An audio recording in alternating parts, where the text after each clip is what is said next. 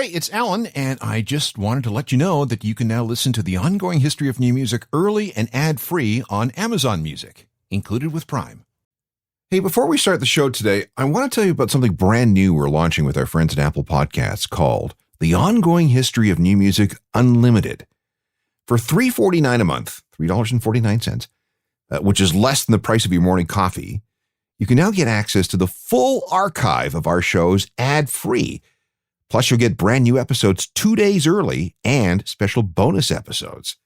It's Ongoing History Unlimited, and it's available right now, only on Apple Podcasts. There are few instruments more powerful than the electric guitar.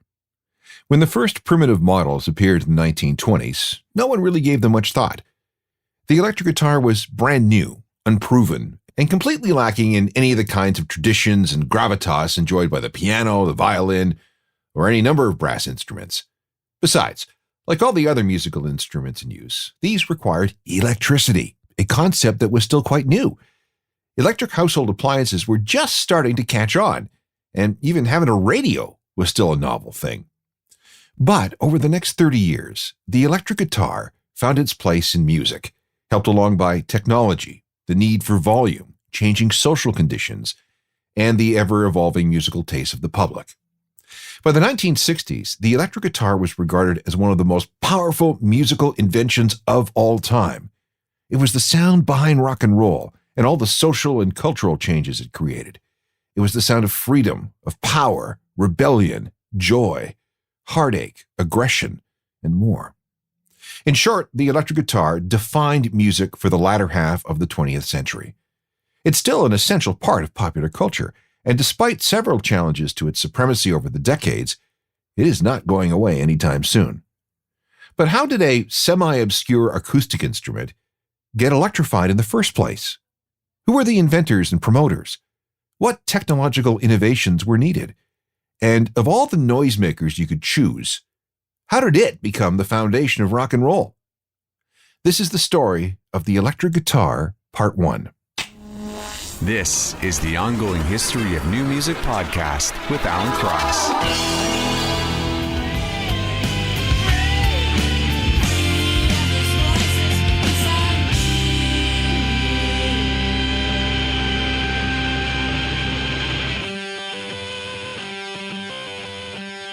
The Smashing Pumpkins with Rockets from the Siamese Dream album, featuring Billy Corgan playing one of his favorite Fender Stratocasters. It's hard to tell which one, but at the time, he had a 74, a 75, and a 78, as well as an Eric Clapton signature Strat. Meanwhile, James Iha is playing a Tesco K2L, which is different for him because he became a big fan of Gibson guitars, including a variety of Les Pauls, a Flying V, and a special edition SG from 1991. Hello again, I'm Alan Cross, and the next couple of programs are going to be pretty nerdy from a guitar point of view, because we're going to take a very deep dive into the history and the ascent of the electric guitar. This also gives me an excuse to play some of my favorite electric guitar tracks from the history of alt-rock. The first thing you might ask is, who invented this thing? If you said Les Paul, you would be wrong. If you said Adolf Rickenbacker, you're about a quarter right. But hang on, we're getting a little ahead of ourselves. Stringed instruments go back thousands of years. Stone inscriptions seem to indicate the Babylonians were playing guitar-like instruments around 1300 BC. The word guitar is derived from a variety of sources: German, French, Spanish, Arabic, and ancient Greek. If we want to go that far back, the word was kithara and actually appears in the Bible 4 times, although that probably referred to a lyre rather than an instrument with a body and a neck. Over the years, there was the lute and the oud. By the 12th century, the Spanish were playing 2 types of guitars, each identifiable by the number of sound holes in a hollow body. By 1500, the Spanish had the vihuela, which looked a little more like a modern guitar. But it took until around 1850 for the Spanish to create the instrument with the familiar lines and construction of a modern acoustic guitar. It was played by holding it over the knee, strumming or picking 6 strings with one hand over the body, and forming chords with the fingers of the other on the fretboard. And because of its history, this became known as the Spanish guitar. But there was another sort. Portuguese sailors brought something they called a cavaquinhos, which native Hawaiians loved, and eventually renamed the ukulele. By the late 1800s, European and Mexican sailors had brought Spanish guitars to Hawaii. The locals repurposed that guitar, tuning it so that a simple strum across the strings would produce a major chord without the need for messing around on the fretboard. And instead of using catgut, they used metal strings. To change sounds, a metal bar, or a piece of pipe, was slid along the strings. And since this was hard to do while holding the guitar vertically, players laid these Hawaiian guitars flat on their lap. Hawaii was annexed as a U.S. territory in 1900, and there was a brief craze for all things Hawaiian back on the mainland, and this extended to music. A number of musicians playing Hawaiian guitar became quite famous. In fact, Hawaiian songs sold more in the U.S. than any other genre in 1916. The interest in these guitars, soon called lap steel guitars, blew up through the 1920s, and several companies got into the business of making them. This attracted a guy from Texas named George Beecham. We'll get to him in a second. But first, let's take another guitar break. At the time Soundgarden recorded Black Hole Sun, Chris Cornell had three main guitars, a Gretsch Silver Jet, a Fender Jazzmaster, and a Gretsch Duo Jet. It's that last guitar we hear on this song, running through a Marshall JMP 50 half stack, which provide the higher frequencies, as well as a Mesa Boogie dual rectifier solo half stack for low-end grunt. The two amps were used in tandem along with a Leslie cabinet to get that distinctive warbling sound at the beginning. Black hole sun, won't you come and wash away the rain? Black hole sun, won't you come? Let's get back to the story of George Beecham. He was a guitarist in the Hawaiian style who played around Los Angeles in the 1920s. If he recorded anything, no one knows about it. Next to him was his brother Alton. He played the Spanish guitar. Their group, the Dixie Boys, kept attracting bigger and bigger audiences. And this underscored the guitar's weakness: volume. For years, its inherent quietness was considered very feminine. The Spanish guitar was one of the few instruments outside the piano that was considered appropriate for young ladies to play. And because it didn't produce much volume, it could really only be enjoyed in certain settings. George and his brother Alton wanted to fix that. So in 1926, they paid a visit to John Dopira, who made instruments. They had a request: make their instruments louder. By this time, the guitar had actually become more popular than the banjo, so the time was ripe for some kind of innovation. Without getting too technical, the result was something called the acoustic resonator guitar. It wasn't powered by electricity, but it did feature a number of cones made out of aluminum that were affixed to the bridge, amplifying the instrument in the same way big acoustic horns were used on gramophones and phonographs. These resonator guitars proved to be quite popular, and they attracted the attention of a guy named Ted Kleinmeyer, a hard-partying playboy who had just inherited a sizable amount of money. He floated Beecham and Dopira $12,000 to start a new venture. It was called the National String Instrument Company of California, and they began making more resonator guitars. One idea was to make the bodies of the guitars not out of wood, but out of aluminum. To cast those bodies, Beecham and Dopira contracted the process out to Adolf Rickenbacker. He was a Swiss immigrant whose wife was heir to the Standard Oil fortune.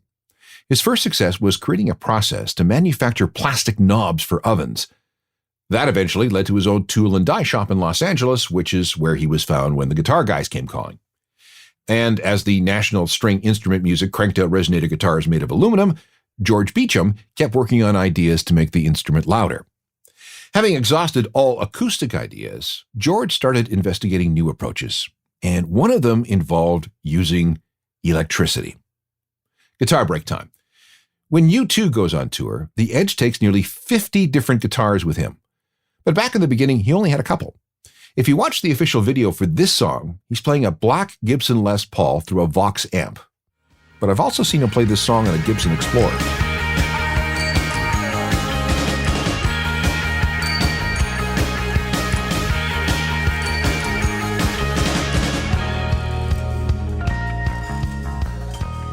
A couple of things had to happen before George Beecham could make his guitars louder.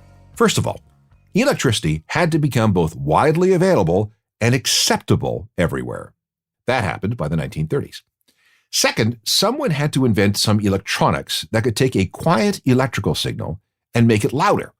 That happened in 1911 when Lee DeForest unveiled the vacuum tube, and that became the foundation for something soon known as an amplifier. And third, someone had to invent something that could turn an electric signal back into sound.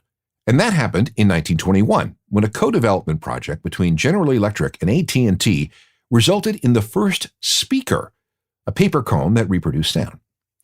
The first collision of these three inventions was radio, and then amplifiers that could turn any sound that had been converted into electrical energy back into sound. This translated into PA systems and sound systems for movie theaters. George Beecham realized that if this new technology could make a faint radio signal loud, why couldn't it do the same thing for a guitar? But how could you convert the vibrating string of a guitar into electrical energy so you could amplify it? Yeah, you could just stick a microphone in front of a regular guitar and run that through an amp, but mics got in the way and often resulted in wild feedback. There had to be something better. He realized that the amplifying sound of a guitar came from the guitar's body, sounds conferred to it by its strings. So why not just eliminate that second part? Why not just amplify the strings themselves? The answer was a device known as a pickup, which essentially is a wire coiled around a magnet. Well, work on developing pickups went as far back as the 1890s. No one had properly adapted it for the guitar until George Beecham. After much experimentation, a prototype was unveiled. It featured a round body attached to a long neck. It looked a lot like a banjo, but instead it acquired a different name, the frying pan. Really did look like one. When its steel strings were struck or picked or strummed, the vibrations created an electrical signal in that coil of wire around the magnet. That signal then traveled down a wire to an amplifier, which could be adjusted to whatever volume you wanted. Working with Adolf Rickenbacker and a few others, Beecham formed a company called Ro-Pa-Tin, and in 1932 started producing a model called the A25, the first ever solid-body electric guitar. Let's take a break here. Adolf Rickenbacker would later make and sell all sorts of guitars, including ones used by John Lennon. The distinct sound of a Rickenbacker guitar also became part of the sound of a young REM.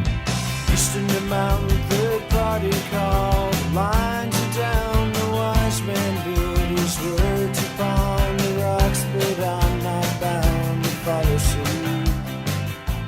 While the frying pan was the first commercially available electric guitar, it wasn't exactly a hit. A few people were impressed by it, but even fewer thought that it had any kind of potential or future. But they were wrong. Back with more in a moment. Welcome to part one of the story of the electric guitar. Like I said, the first electric guitar to go on sale was the Rickenbacker A25 in 1932. The A indicated that it was the company's first guitar, and the 25 was the length in inches of its neck.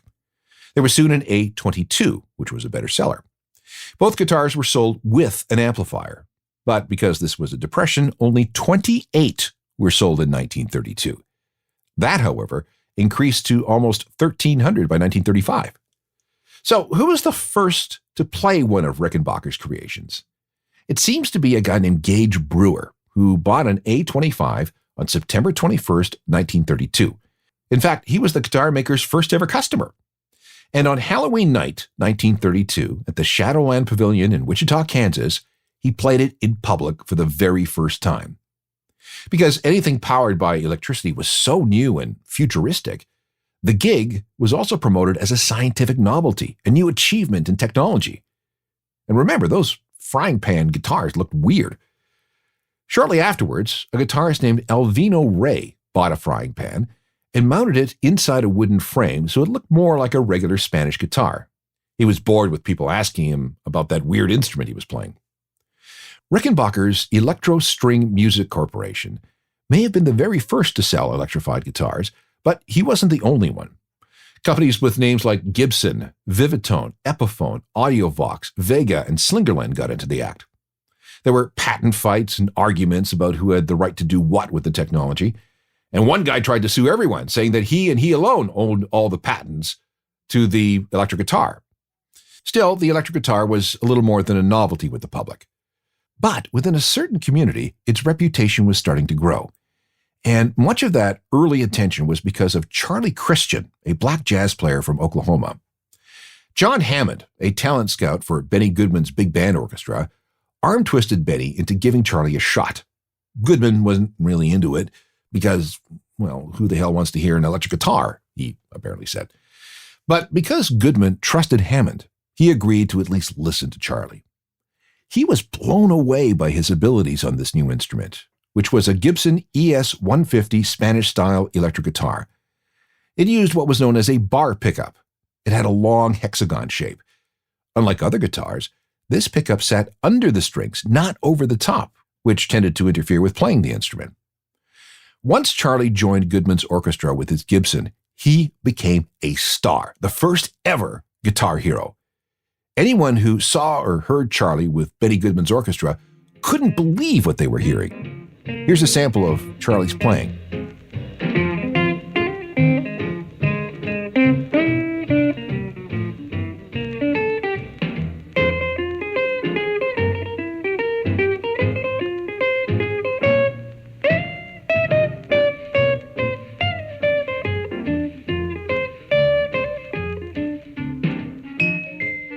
After Charlie Christian, demand for electric guitars went way up, and by the early 1940s, even more manufacturers were in the game. But the Gibson ES-150 was special. It cost $72.50 with a cord. If you wanted an amp and a case, the package was $155. That's almost $3,000 in today's money.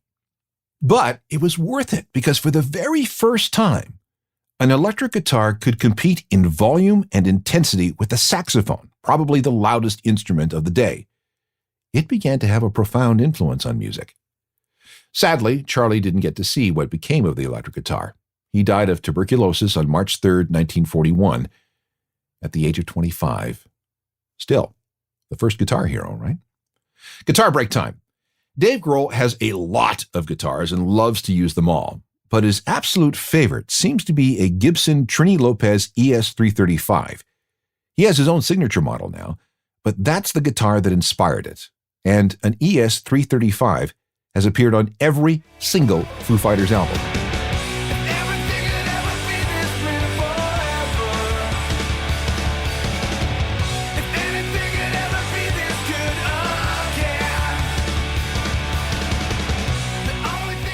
This is the part of the story when we finally get to Les Paul.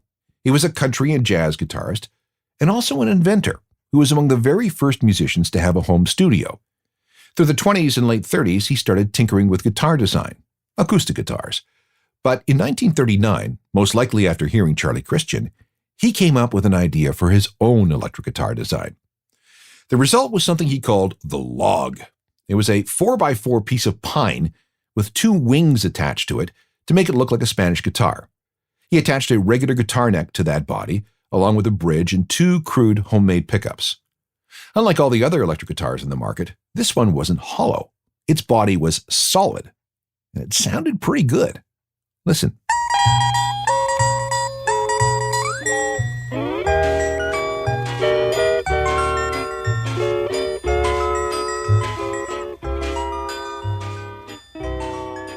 Okay, that's not exactly Jimi Hendrix, but again, that recording was made in 1948.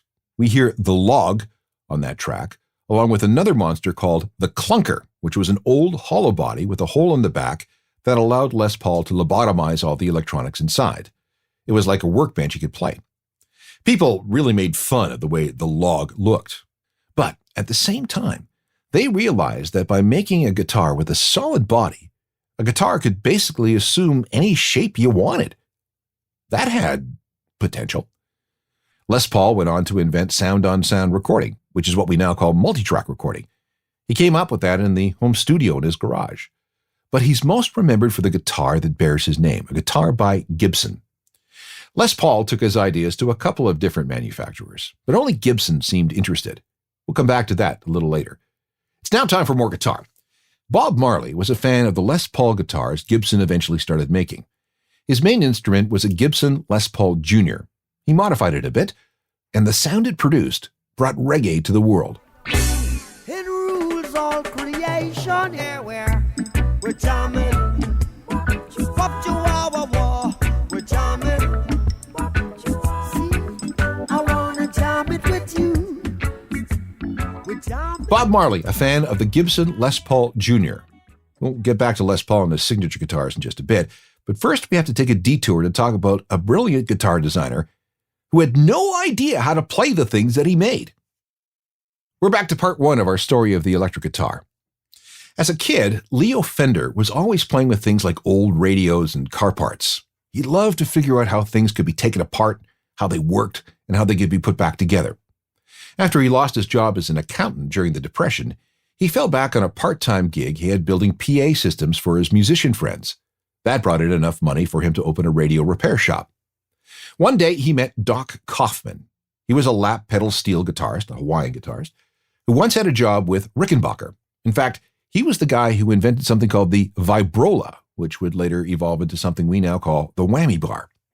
Leo and Doc started building up lap steel guitars. Leo handled the electronics, and Doc took care of guitar design. But by 1946, Doc had decided to move on. And that's when Leo officially formed the Fender Electric Instrument Company in Fullerton, California. And by early 1948, the company had started working on a solid-body Spanish-style guitar. Leo's first target were the country and western musicians who were into lap steel guitars. This is when he met a country picker named Merle Travis, who had a solid-body guitar built for him by a motorcycle parts designer named Paul Bigsby. That design inspired Leo, and by 1949, he had a prototype he called the Esquire. At $140, it was, relatively cheap, and it sounded good. The Esquire was followed by the Broadcaster, which sold for $170. But when it went on sale, it turned out that another musical instrument company was using the word broadcaster and threatened to sue. And that's when the guitar was renamed the Telecaster. It officially went on sale in 1951. The Tele has been compared to the Ford Model T. Just as that car brought motoring to the masses, the Telecaster made the electric guitar mainstream. It's really hard to overstate how popular this electric guitar became and how popular it still is today. Billy Joe Armstrong, Bob Dylan, Eric Clapton, Graham Coxon, George Harrison, Chrissie Hynde, Johnny Marr, Alex Lifeson, Tom Morello, Bruce Springsteen, they all play Telecasters. And there were dozens and dozens and dozens more big names. The sound and the look and the feel and the versatility of the Tele made it incredibly popular.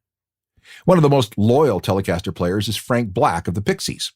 He's favored Telecasters almost from the very beginning.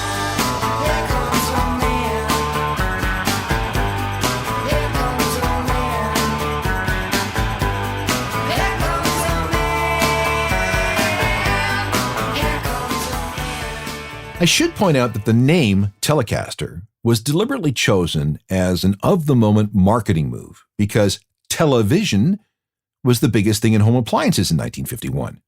Leo Fender was hoping to piggyback on the phenomenon, and it wasn't the first time he would do that. But I'll save that story for a minute or two. Hot on the heels of the Telecaster came the Fender Precision Bass. This, again, was a game changer. Up until then, musicians had to use the big stand-up double bass. These things were huge, as big or bigger than the person playing it. It had to be that large to produce deep notes. Physics, but just wasn't very practical. The Fender Precision Bass, or P-Bass as some called it, was the size of a Telecaster, as well as being of similar shape, making it a snap to carry around. And because it actually had frets on the neck, unlike a double bass, the player knew exactly where the fingers had to go. Bum notes became a thing of the past, hence the name Precision. It wasn't the first electric bass, but it was the first one to attract any widespread attention. Things started slow. Musicians can be big into tradition, and this newfangled electrical thingy was a slap in the face. As far as we can tell, Lionel Hampton's band was the first to incorporate the P-Bass. It appears that his guy was named Monk Montgomery. Then came Bill Black, the bass player for Elvis Presley, although it is said that he initially really hated the thing because he just couldn't quite get the knack of playing it. But by the end of the 1950s, almost everyone had been converted to playing an electric bass. Rock and roll players, jazz artists, and country musicians. Countless rockers have played the precision bass. Sting, Paul Simonon of The Clash, Colin Greenwood of Radiohead, U2's Adam Clayton, Mark Hoppus from Blink-182, Duff McKagan of Guns N' Roses, and Dee Dee Ramone. That running thunk of all those classic Ramones songs, that's a P-Bass. Rock, rock, rock away, bitch. Rock, rock, rock away, bitch. Rock, rock, rock away, bitch. In 1953, Fender scored again. The company hired guitarist and designer Freddie Tavares. He was a pedal steel player. And I know you've heard his most famous work. It's right at the beginning of the famous Looney Tunes theme song.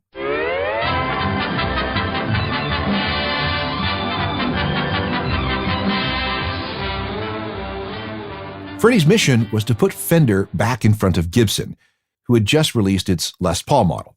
Don't worry, we'll cover the Les Paul on these episodes, so just hang on. Working together with some country guitarists, Freddie and Leo crafted a new guitar with a new shape that could be comfortably played both sitting down with the thing on your knee or nicely balanced while hanging on a strap around your neck. And the back of the body is slightly contoured so it fits nicely against the player's ribs. While the Telecaster is known as a single cutaway, the shape of the Stratocaster's body is a double cutaway. This makes it easier for the fingers to get way up high on the fretboard. All this was very revolutionary for 1953.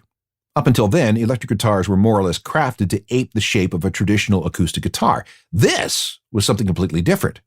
Oh, and it had 3 pickups, one more than the Telecaster. And there was a switch that allowed the player to pop between each of the pickups to achieve different sounds.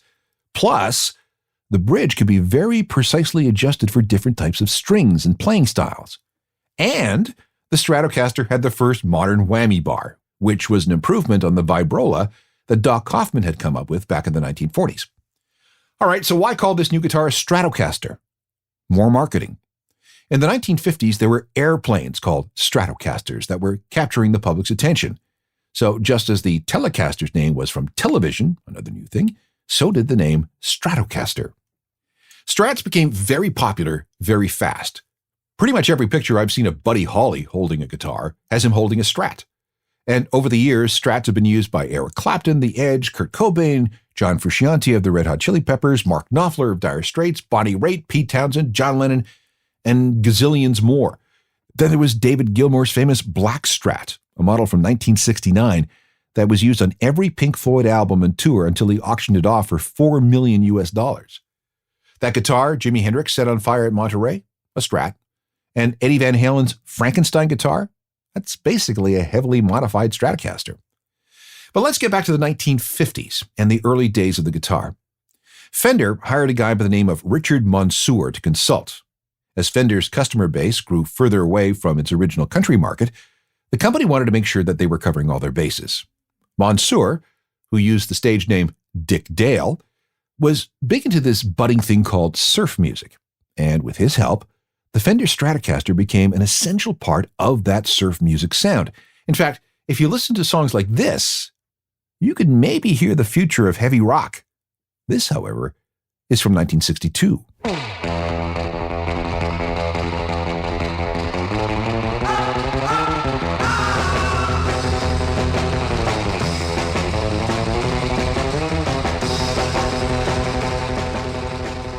The 1950s and the early 1960s were a time of tremendous innovation for guitar makers. And we're not done. Fender introduced more instruments, some that failed, and others that went on to become iconic. Their arch rival Gibson came up with the Les Paul. And that, I promise, is a story in itself, and we will get to it. And there were other musical instrument manufacturers who wanted in on the game. And boy, did they ever compete. All that and more when we get into part 2 of this history of one of the most powerful tools in the history of humankind, the electric guitar. Meanwhile, you can access hundreds of these shows as podcasts through all the usual platforms, and I do mean hundreds of them. Apple Music, Spotify, you name it. All free, just download and go. Meanwhile, make sure you check out my website, which is a journalofmusicalthings.com, because it's always being updated with music news and information. It also comes with a free daily newsletter, so you won't miss anything. I'm on Twitter, Facebook, Instagram, and even TikTok, and you can reach me anytime via alan@alancross.ca. Technical productions by Rob Johnston. We'll see you here next time. I'm Alan Cross. You've been listening to the Ongoing History of New Music podcast with Alan Cross. Subscribe to the podcast through iTunes, Google Play, Stitcher, Spotify, and everywhere you find your favorite podcasts.